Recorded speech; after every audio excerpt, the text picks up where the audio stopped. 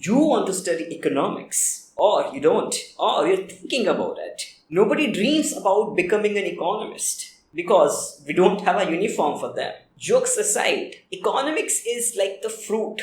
You can't have it without the tree. When you're a kid, you learn the alphabets, arithmetic. Then when you grow up, you learn science and technology. You learn about the society. You learn about companies and why they are in existence. And what is the idea of profits. Then you understand that most of the activities are chasing profits. And if you like or not, ultimately those profits are like the fruit. And to understand the development of the fruit, you have to know economics and finance. Nobody grows up and thinks like an economist. They start their journey from different aspects and then they ultimately reach towards the final conclusion of their knowledge system. That what is the driving force for all the activities in the world. Now you might disagree with my thoughts or you might agree with them. We both are entitled to each other's opinion. If you have put me on that pedestal and you are relying on my viewpoint about why you should study economics, then let's get to it. Let's understand what is there in economics to study. What are the skill sets which are required in economics which you need to have, and what are the skills which you will gain from studying economics. And ultimately, what are the exit opportunities? As in, what will you do after studying economics? And we'll also be discussing a bonus aspect of economics. You need to be good in maths, because sooner or later, no matter how good are you with theories of economics or no matter how good are you with economic history, you will have to resort to some form of mathematics, because ultimately all economics is modeling real world economic activities. And when you have to model something, you will have to use maths in them. And after you do your mathematical modeling, you will also have to do a bit of data crunching. And when you have to do data crunching, you need to know statistics. It doesn't mean that you have to be an expert in mathematics or statistics, but you need to have an aptitude for them. That if given a mathematics problem or a statistics challenge, you're up for it and you don't want to avoid it.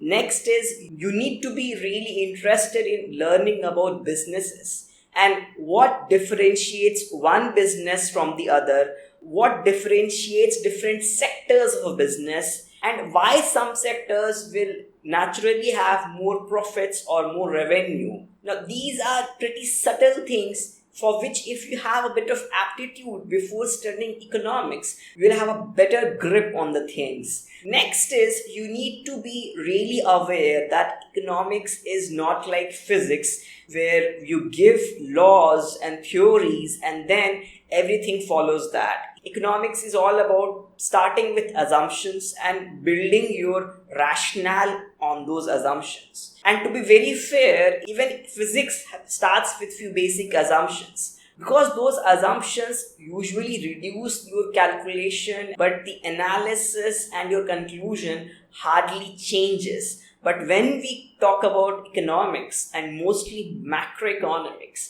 your assumptions drives the theory. Your assumptions can make or break your insights. So there's a classic saying that give me an economist with one hand. The meaning for that is that mostly economists will say something like this. On one hand, we have these assumptions, this is the theory. And on the other hand, if we assume this is the insight. So that's the idea over here. No two economists will agree on all their assumptions. And whenever we talk about macroeconomics, your political beliefs also start affecting your theories. That's why you have people who are either on the left or on the right. And left is generally associated with socialist kind of economies and right is generally associated with capitalistic economies. Now, yes, even this is something which is debatable because in economics, nothing is very sacrosanct. Everything can be debated with proper assumptions and a proper line of reasoning. In this whole land of assumptions,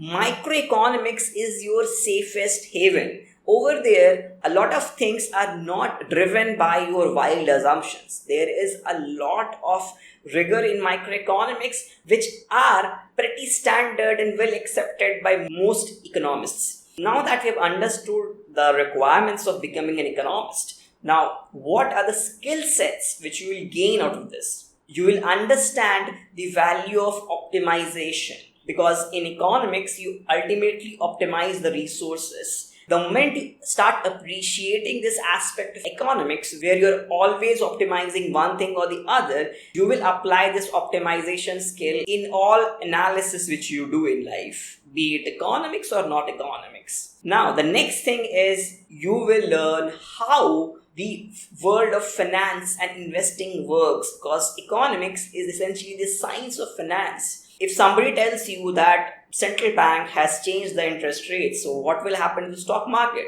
You will have a logical system of thinking to understand what will be the impact of interest rates on the share market returns. Now, this is just one example. There are lots of investing decisions or conclusions which you can drive out from your economic insights. Next skill set is, as you will be using a lot of maths and statistics for real life problems, you will start appreciating why maths is important and why you should not think of maths as something very abstract and of very less importance in real life. Now comes exit opportunities, as in what after your studies, what after your masters, what after your PhD in economics. Generally, people who study economics either end up being in banks, working for big finance firms, or these days there is also a lot of demand for data scientists. And who better than economists? Because economists are essentially optimizers, as we've already discussed.